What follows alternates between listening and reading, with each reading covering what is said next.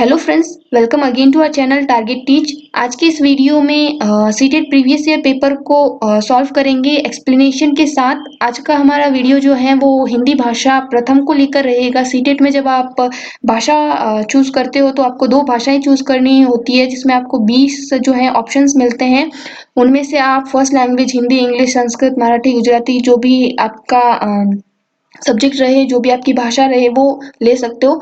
तो यहाँ पे प्रथम भाषा के रूप में हिंदी को सॉल्व कर रहे हैं हम इस पेपर में। चलिए स्टार्ट करते हैं वीडियो को, लेट्स गेट स्टार्ट। तो आज हम डिस्कस करते हैं भाग 4 भाषा 1 हिंदी। ठीक है, प्रथम भाषा के रूप में जिन्होंने हिंदी लिया है उसके लिए सीटेट का ये पेपर रहेगा हिंदी का। ठीक है, देखिए प्रथम भाषा जो है हमेशा से 91 से 120 के बीच में जो क्वेश्चंस होते हैं वो प्रथम भाषा के लिए होते हैं। क्योंकि पेपर 20 लैंग्वेजेस में आता है, फर्स्ट लैंग्वेज और सेकंड लैंग्वेज में, तो बहुत सारे कॉलम्स होते हैं, बहुत सारे भाग होते हैं, उनमें अक्सर बच्चे कंफ्यूज हो जाते हैं और प्रथम और द्वितीय के चक्कर में अक्सर गलत कर बैठते हैं, जिससे कि पूरा पेपर खराब हो सकता है। ठीक है, तो 91 से 120 जो है वो आपकी प्रथम भाषा है। ठीक है, देखते हैं। सबसे पहले गद्यांश दिया है जिसको पढ़कर आगे वाले प्रश्नों के उत्तर देने।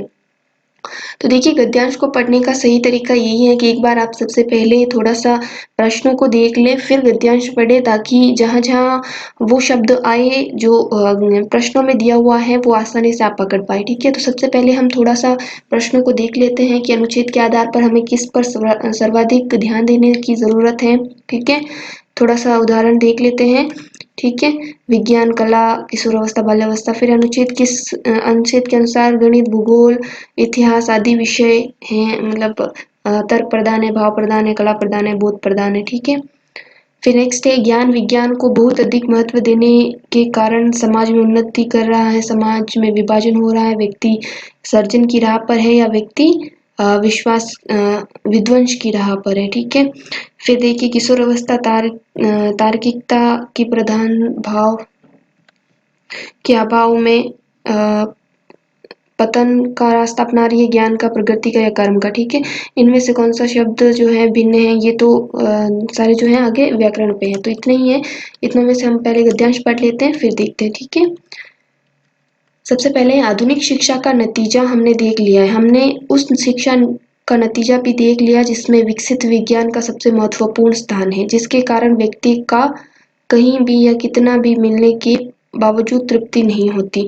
इसका कारण यह है कि शिक्षा के स्वाभाविक और आवश्यक अंगों को छोड़कर हमने ऐसे विषयों पर अधिक ध्यान दिया जो मनुष्य का एक तरफा विकास करते हैं, जिनके कारण व्यक्तित्व का बड़े से बड़ा भाग अतृप्त रह जाता है।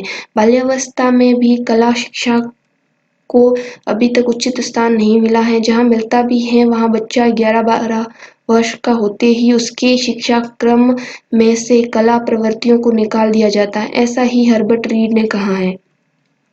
हमारा अनुभव हमें बताता है कि हर व्यक्ति 11 साल की उम्र के बाद किशोर अवस्था और उसके बाद भी सारे जीवन काल तक किसी न किसी कला प्रवृत्ति को अपने भाव प्रकटन का जरिया बनाए रख सकता है। आज के सभी विषय जिन पर हम अपनी एकमात्र श्रद्धा करते हैं, जैसे गणित, भूगोल, इतिहास, रसायन शास्त्र और यहाँ तक कि साहित्य भी जिस तरह पढ़ाए जाते हैं, उन सब की बुनियाद तार्किक है। इन पर एकमात्र जोर देने के कारण कला प्रवृत्तियां जो भावना प्रधान होती हैं, पाठ्यक्रम से करीब करीब निकल जाती है। ये प्रवृत्तियां केवल पाठ्यक्रम से ही नहीं निकल जाती, बल्कि इन तार्किक विषयों को महत्व देने के कारण व्यक्ति के दिमाग से भी बिल्कुल निकल जाती हैं। किशोर अवस्था को इस तरह गलत रास्ते पर ले जाने का नतीजा भयानक हो रहा है। सभ्यता रोज बरोज बेढब होती जा रही है, व्यक्ति का गलत विकास हो रहा है, उसका मानस अस्वस्थ है, परिवार दुखी है, समाज में फूट पड़ रही है और दुनिया भर ध्वंस का ज्वर चढ़ा है। इन भयानक अवस्थाओं को हमारा ज्ञान विज्ञान सहारा दे रहा है। आज की तालीम भी इसी दौर के साथ दे रही है। ठीक है, तो ये जो पूरा आपके अनुच्छेद है वो आधुनिक शिक्षा के बारे में है। ठीक है, कि आधुनिक शिक्षा में से कला जो है किस तरह से गायब कर दी गई है और भाव प्रदान न होने के कारण और केवल तार्किक ज्ञान होने के कारण आज की जो पीढ़ी है किस तरह ध्वंस के रास्ते पे आगे बढ़ रही है। ठीक है, तो पहला क्वेश्चन देखते हैं। 91 जो क्वेश्चन है वो है, अनुच्छेद के आधार पर हम किस पर सर्वाधिक ध्यान देने की जरूरत है। तो यहाँ पे कला प्रवृत्ति पर जो है सबसे ज्यादा ध्यान देने की आवश्यकता बताई है। ठीक है, नेक्स्ट है, अनुच्छेद के अनुसार गणित, भूगोल, इतिहास आदि विषय तर्क प्रधान है। ठीक है, तर्क के आधार पर ही इन्हें हमें पढ़ाया जाता है। फिर नेक्स्ट क्वेश्चन है, ज्ञान विज्ञान को बहुत अधिक महत्व देने के कारण समाज उन्नति की राह पर, समाज विभाजन की राह पर, या व्यक्ति सर्जन की राह पर, या व्यक्ति ध्वंस की राह पर बढ़ रहा है। ठीक है, ज्ञान विज्ञान को अत्यधिक महत्व देने के कारण समाज जो है वो विभाजन की राह पर आगे बढ़ रहा है। ठीक है, फिर है किशोरावस्था तार्किकता की प्रधानता और भाव के अभाव में पतन किसका रास्ता अपना रही है। तो यहाँ पे पतन का रास्ता अपना रही है। ठीक है, कि भाव प्रधान न होने के कारण और केवल तार्किक ज्ञान के कारण सभ्यता का पतन हो रहा है, किशोरावस्था का पतन हो रहा है। इसमें से कौन सा शब्द समूह जो है वो भिन्न है। तो इसमें हमें व्याकरणिक दृष्टि से देखना है, तार्किक, ठीक है, स्वाभाविक, साहित्यिक और अभिव्यक्ति। तो देखिए यहाँ साफ पता चल रहा है, तर्क प्लस एक तार्किक, ठीक है, स्वभाव प्लस एक स्वाभाविक, साहित्य प्लस एक साहित्यिक, ठीक है, और अभिव्यक्ति जो है इसका कोई भी प्रत्यय जो है एक प्रत्यय नहीं बनता, एक प्रत्यय जो है अभिव्यक्ति में नहीं जुड़ा हुआ है, तो ये अलग होगा। तो हमारा आंसर सही होगा 4 नंबर। ओके, नेक्स्ट है, आज की तालीम भी इसी दौड़ में साथ दे रही है। वाक्य में निपात है, तो निपात के बारे में आपने पढ़ा ही होगा। इस वाक्य में जो है भी जो है वो निपात है। ठीक है, तो यहाँ पे सही ऑप्शन होगा सेकंड। ठीक है, नेक्स्ट क्वेश्चन देखते हैं। नेक्स्ट है 97, विकसित शब्द में प्रत्यय है, विकास प्लस इत प्रत्यय। ठीक है, विकसित, तो विकसित का हो गया। फिर नेक्स्ट है, अनुच्छेद के आधार पर कहा जा सकता है कि आधुनिक शिक्षा का नतीजा सुखद है, दुखद है, औसत है, पता नहीं। तो आधुनिक, इस अनुच्छेद के आधार पर कहा जा सकता है कि आधुनिक शिक्षा जो तार्किक ज्ञान पर ही अधिक से अधिक महत्व दे रही है और भाव और कला पक्ष जो है वो छूट रहा है, वो उसका जो नतीजा है वो दुखद हो सकता है। ठीक है, फिर 99 है, आधुनिक शिक्षा में किस विषय को सबसे अधिक महत्व दिया जाता है। कला, भाषा, विज्ञान और इतिहास। सबसे ज्यादा जो है आजकल जोर दिया जा रहा है विज्ञान पर। ठीक है, तो देखते हैं नेक्स्ट क्वेश्चन। अब जो है एक काव्यांश है उसको पढ़कर हमें क्वेश्चंस के आंसर देने। ठीक है, सबसे पहले थोड़े से जो क्वेश्चंस हैं उन्हीं को देख लेते हैं। हिम किरीट का आशय पूछा है सबसे पहले, ठीक है, वो हम देखेंगे। फिर है नगपति का विग्रह, समास विग्रह क्या होगा वो देखना है, ये तो क्वेश्चन व्याकरण में से है। फिर है किस पंक्ति में कहा गया है कि हिमालय शक्ति की ज्वालाओं का ढेर है, जिसे जीता न जा सके उसके लिए एक शब्द क्या होगा, निस्सीम शब्द को। ये सारे जो है लगभग व्याकरण से है, तो एक बार काव्यांश को पढ़ लेते हैं फिर देखते हैं। ठीक है, सबसे पहले है, साकार दिव्य गौरव विराट, पुरुष के पुंजीभूत ज्वाल, मेरी जननी के हिम किरीट, मेरे भारत के दिव्य भाल, मेरे नगपति मेरे विशाल, युग युग अजय निर्बंध मुक्त, युग युग गवोन्नत नित महान, निस्सीम व्योम में तान रहे, युग में किस महिमा का वितान। कैसी अखंड ये चीर समाधि, यतिवर कैसा यह अमर ध्यान, तू महाशून्य में खोज रहा, किस जटिल समस्या का निदान, उलझन का कैसा विषम जाल, मेरे नगपति मेरे विशाल। ठीक है, यहाँ पर जो है सबसे पहला क्वेश्चन है कि हिम किरीट का अर्थ क्या है। ठंडा मुकुट, बर्फ का मुकुट, चांदी का मुकुट और स्वर्णिम मुकुट। तो हिम का अर्थ होता है बर्फ, तो यहाँ पे होगा बर्फ का मुकुट। ठीक है, नेक्स्ट क्वेश्चन देखते हैं।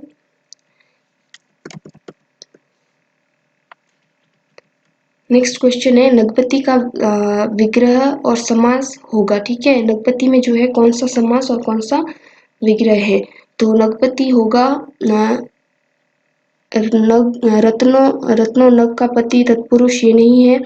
ठीक है, नेक्स्ट है, नगो पर्वतों का पति है जो कर्मधारी, ये भी नहीं होगा क्योंकि इसमें जो है नगपति में तत्पुरुष समास है और नगो यानी पर्वतों का पति तत्पुरुष समास, तो ये जो है हमारा सही होगा। आपने समास पढ़े होंगे। ठीक है, नगों का पति है जो, ऐसा नहीं, बहुप्रिय भी नहीं हो सकता क्योंकि इसमें जो है तीसरा जो अर्थ होता है वो प्रधान होता है। तो इसमें सही होगा नगों यानी पर्वतों का पति, जिसमें है तत्पुरुष समास, जिसमें कोई ना कोई विभक्ति चिन्ह जो है वो छुपा होता है। ठीक है, तो यहाँ पे कहा है और तत्पुरुष समास है, ये हो गया। फिर देखते हैं 102 किस पंक्ति में कहा गया है कि हिमालय शक्ति की ज्वाला का ढेर है। ठीक है, तो यहाँ पे देखिए यहीं पे लिखा है पौरुष की पुंजीभूत ज्वाल। ठीक है, यानी कि इसी में कहा गया है कि हिमालय जो है ज्वालाओं का ढेर है। तो ये कौन सी पंक्ति है, यही पुरुषों के पुंजीभूत ज्वाल। तो यह हमारा क्वेश्चन हो गया। जिसे जीता ना जा सके उसके लिए कविता में कौन सा शब्द प्रयोग हुआ है। जिसे जीता ना जा सके उसको कहते हैं अजय। ठीक है, नेक्स्ट है निसीम शब्द में कौन सी संधि है। ठीक है, निसीम शब्द में जो है कौन सी संधि है, तो इसमें विसर्ग संधि है। ठीक है, निसीम शब्द। नेक्स्ट है हिमालय को यतिवर कहकर संबोधित किया गया है क्योंकि वह भारत का प्रहरी है, पर्वतों का स्वामी है, समाधि में लीन है, समस्या का हल ढूंढ रहा है। तो यतिवर इसलिए कहा गया है क्योंकि वो जो है समाधि में लीन है। तो तीन जो है इसका होगा करेक्ट आंसर। ठीक है, नेक्स्ट है, तो नेक्स्ट जो है यहीं पे हमारे गद्यांश और पद्यांश दोनों समाप्त होते हैं और यहाँ पे कुछ क्वेश्चंस है जिनका उत्तर देना है। ठीक है, नीचे दिए गए प्रश्नों के लिए सबसे उचित विकल्प का चयन कीजिए। 106वां क्वेश्चन है आपके कि प्राथमिक स्तर पर बच्चों की भाषा का आकलन करने का उद्देश्य है उसकी पठन क्षमता का आकलन, उसके भाषा प्रयोग की क्षमता का आकलन, उसकी लेखन क्षमता का आकलन, उसकी बोलने की कुशलता का आकलन। देखिए, प्राथमिक स्तर पर बच्चों की भाषा का आकलन का अर्थ होगा कि वो बच्चा जो है भाषा का प्रयोग किस तरह से कर रहा है, उसकी क्षमता कितनी है भाषा प्रयोग में। तो सही आंसर होगा हमारा 2। इसमें से कौन सा भाषा आकलन में जो है सबसे कम महत्वपूर्ण या प्रभावी तरीका होगा। कहानी कहना, कहानी लिखना, घटना वर्णन करना या श्रुतिलेख। ठीक है, इसमें से जो है श्रुतिलेख सबसे कम प्रभावी तरीका होगा भाषा आकलन का, क्योंकि श्रुतिलेख में जो है केवल और केवल लिखावट या फिर वर्तनी जो है वही देखी जाती है। ठीक है, नेक्स्ट है, आकलन की प्रक्रिया में केवल बच्चे की क्षमताओं का आकलन नहीं होता बल्कि शिक्षक की शिक्षण प्रक्रिया का आकलन होता है। यह विचार है पूर्णतः सही, आंशिक सही या पूर्णतः गलत या निराधार। ये जो है पूर्णतः सही है कि शिक्षक ने किस तरह से पढ़ाया है वो जो है बच्चे का आकलन करने पर पता चलता है। यदि बच्चा असफल हो रहा है इसका अर्थ जो है ये नहीं है कि बच्चा ही असफल हो रहा है, इसका अर्थ ये होगा कि शिक्षक की जो शिक्षण प्रक्रिया है वो असफल हो रही है, उसकी विद्या असफल हो रही है, उसका तरीका असफल हो रहा है। ठीक है, तो बच्चे की क्षमताओं का आकलन नहीं होता, शिक्षक की क्षमताओं का आकलन होता है, शिक्षक की शिक्षण प्रक्रिया का आकलन होता है। नेक्स्ट है, रीमा ने तीसरी कक्षा में पढ़ाने वाली रितिका की भाषा क्षमता, भाषा निष्पादन संबंधी क्रमिक प्रगति का ब्यौरा उसके अभिभावकों को दिया। रीमा ने के आधार पर जानकारी दी, अवलोकन के आधार पर, पोर्टफोलियो के आधार पर, जांच सूची के आधार पर या लिखित परीक्षा के आधार पर। देखिए, जो पेरेंट्स को जितनी भी सूचनाएं दी जाती हैं वो स्कूल में पहले पोर्टफोलियो बनाया जाता है। पोर्टफोलियो के आधार पर जो है बच्चों की जानकारी अभिभावकों तक पहुंचाई जाती है। ठीक है, जिसमें अवलोकन, जांच सूची, लिखित परीक्षाएं सभी के परिणाम जो होते हैं वो शामिल होते हैं। तो फिर है 110th क्वेश्चन, पहली कक्षा में डैश भी लिखना के अंतर्गत आता है। वाक्य लिखना, शब्द लिखना, अक्षर लिखना या चित्र बनाना। तो यहाँ पे देखिए चित्र बनाना जो है वो भी लिखने के अंतर्गत ही आता है प्राथमिक कक्षाओं में। ठीक है, पहली कक्षा में आप कह सकते हो। ठीक है, चित्र बनाना यानी लिखना ही होगा। जो बच्चा रफली स्लेट पर जो ऐसे वैसे कुछ ड्राइंग बनाता रहता है या ऐसे ही पेंसिल को या जो आपकी स्लेट पेंसिल होती है उसको घोटता रहता है तो वो भी लिखने में ही आएगा। प्राथमिक स्तर पर पढ़ना सीखने में सबसे कम महत्वपूर्ण है अनुमान लगाना, संदर्भ अनुसार अर्थ ग्रहण करना, अक्षरों की पहचान करना या पढ़ने का उद्देश्य। तो सबसे कम महत्वपूर्ण जो है वो है अक्षरों की पहचान। ठीक है, यानी कि अक्षरों की पहचान जो है बच्चा पहले से ही करना सीख लेता है। अनुमान लगाना ज़्यादा आवश्यक है। ठीक है, संदर्भ के अनुसार अर्थ ग्रहण करना भी ज़्यादा आवश्यक है और पढ़ने का उद्देश्य क्या ये भी अधिक आवश्यक है। तो नेक्स्ट है भाषा अर्जन क्षमता किसके साथ संबंधित है। भाषा अर्जन क्षमता जो है वो इसका जिक्र चॉम्स्की करते हैं। ठीक है, चॉम्स्की ने जो है लेड का जिक्र किया है, जो मैंने आपको पहले ही बताया था। लेड का अर्थ होता है लैंग्वेज एक्विजिशन डिवाइस, यानी कि भाषा अधिग्रहण यंत्र। ठीक है, जिसमें उन्होंने बताया कि पूर्व बाल्यावस्था जो है 3 से 6 वर्ष की उम्र जो है वो उस वक्त जो है भाषा अर्जन की क्षमता सर्वाधिक रहती है, सर्वाधिक सक्रिय रहती है। बच्चा उस वक्त सबसे अच्छे से भाषा सीख पाता है। तो ये है चॉम्स्की भाषा अधिग्रहण की बात और भाषा को अर्जन की बात जो है सबसे ज्यादा जिक्र जिसमें मिलता है वो है चॉम्स्की की थ्योरी में। ठीक है, नेक्स्ट क्वेश्चन है हमारा, प्राथमिक स्तर पर भाषा सीखने में भाषा संबंधी कौन सा संसाधन जो है सर्वाधिक महत्वपूर्ण है। कंप्यूटर, बाल साहित्य, समाचार पत्र, टेलीविजन। जो बाल साहित्य है वो सर्वाधिक महत्वपूर्ण होगा प्राथमिक स्तर पर। ठीक है, बाल साहित्य में अनेक तरह की कविताएं, गीत, कहानियां शामिल होती है। ठीक है, पोयम, राइम्स जो आप कहते हो। बच्चे अपनी मातृभाषा का प्रयोग करते हुए हिंदी भाषा की कक्षा में अपनी बात कहते हैं। यह है स्वाभाविक, निंदनीय, विचारणीय, अनुचित। ये स्वाभाविक है और महत्वपूर्ण भी है कि बच्चे जो हैं जब घर से आते हैं स्कूल में तो अपनी भाषा का जो एक आप कह सकते हो भाषा की जो विरासत है वो लेकर आते हैं साथ में, और उनका इसको इस्तेमाल करना स्वाभाविक है। आते ही बच्चा कोई भी भाषा नहीं सीख सकता, तो उस बच्चे की जो मातृभाषा है उसको जो है हम पठन और शिक्षण जो कौशल है या शिक्षण अधिगम प्रक्रिया में एक साधन के रूप में या एक संसाधन के रूप में इस्तेमाल कर सकते हैं। ठीक है, तो ये बात स्वाभाविक है। फिर नेक्स्ट है बहुभाषिकता हमारी पहचान भी है और हमारी सब। तो यहाँ पे 2 खाली जगह दी है, अभिन्न अंग भी। तो किसका अभिन्न अंग? सभ्यता संस्कृति का, सभ्यता साहित्य का, संस्कृति साहित्य का, या फिर संस्कृति और चुनौतियों का। तो ये होगा सभ्यता और संस्कृति। ठीक है, सभ्यता व संस्कृति का अभिन्न अंग है।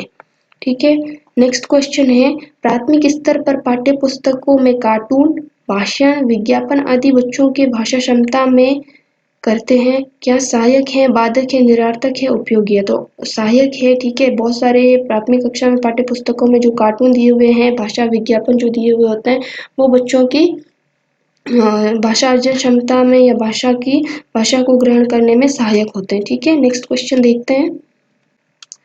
नेक्स्ट क्वेश्चन है 5वीं कक्षा की सुहानी पांचों किन्हीं आंखें दोनों आदि शब्द लिखती है। आप सुहानी की लेखन क्षमता के बारे में क्या कहेंगे?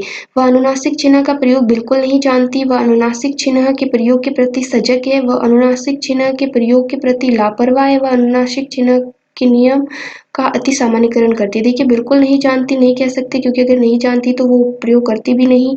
सजग है नहीं कह सकते क्योंकि उसने कई जगह गलत प्रयोग किया है। वह अनुनासिक चिन्ह के प्रति लापरवाह है, ये भी हम नहीं कह सकते क्योंकि बच्चे को लापरवाह ठहरा देना वो गलत है, उसको समझ नहीं है। ये जो बातें हैं वो पेडागोजी में नेगेटिव की साइड से लेके जाती है। तो यहाँ पे वह अनुनासिक चिन्ह के प्रति या नियमों का जो है अति सामान्यकरण करती है। तो ये बात सही है कि उसने जो है पांचों किन्हीं आंखें दोनों यहाँ पे जो है जगह जगह पे उसने अनुनासिक का प्रयोग किया है, यानी वो सोचती है कि जहाँ भी ये वाली मात्राएं आती हैं वहाँ पे जो है अनुनासिक का प्रयोग होता है। तो उसने इस नियम का जो है अति सामान्यकरण कर दिया। ठीक है, उसने सामान्य मान लिया है कि हर जगह इसका इस्तेमाल होता है। ठीक है, फिर विद्यालय में भाषा शिक्षण के लिए कोई कार्यक्रम शुरू करते समय सबसे महत्वपूर्ण है बच्चे की लिखित क्षमता को पहचानना, बच्चे की सहज भाषाई क्षमता को पहचानना, बच्चे की सहज मौखिक अभिव्यक्ति को पहचानना या बच्चे की पठन क्षमता। देखिए, पठन क्षमता, मौखिक अभिव्यक्ति और लिखित अभिव्यक्ति ये सारे ही जो हैं वो सहज भाषाई क्षमता में आ जाते हैं। तो सही उत्तर होगा कि बच्चे की सहज भाषाई क्षमता को पहचानना। ठीक है, नेक्स्ट देखते हैं। कई बार बच्चे जब स्कूल आते हैं तो 2 या 3 भाषाओं को डेस्क और बोलने की क्षमता लेस होते हैं, यानी पढ़ने, लिखने, रटने या समझने। तो यहाँ पे होगा हमारा समझने। ठीक है, जब बच्चे स्कूल आते हैं तो 2 या 3 भाषाओं को जो है समझने की क्षमता लेकर आते हैं, लेस होते हैं, यानी कि साथ में लेकर आते हैं या उसमें समर्थ होते हैं। ठीक है, नेक्स्ट क्वेश्चन है किसी विषय को सीखने का मतलब है उसकी दो खाली जगह दी हैं, कुछ सीखना, उसकी यहाँ पे और डैश दिया हुआ है कुछ सीखना। तो यहाँ क्या होगा, अवधारणा और विषय वस्तु और उपयोगी, अवधारणा और शब्दावली, शब्दावली और विषय वस्तु। तो यहाँ पे सही होगी कि अवधारणा तो होगी, ठीक है, अवधारणा और शब्दावली को सीखना, ठीक है। किसी भी भाषा को किसी विषय को सीखने का मतलब यही होगा कि उसकी शब्दावली को समझना और उसकी अवधारणाओं को समझना। That's all for today friends. आज का ये वीडियो यहीं खत्म होता है। इससे अगले वाले वीडियो में हम English as a second language जो है वो सॉल्व करेंगे, सीटेट का 2019 का पेपर ही, साथ ही मैथ्स और ईवीएस जो है वो भी जल्द ही हम सॉल्व करेंगे। तो अगर वीडियो पसंद आया है तो लाइक कीजिए, शेयर कीजिए और कमेंट करके बताइए, और प्लीज़ सब्सक्राइब कीजिए हमारे चैनल को। Thanks for watching.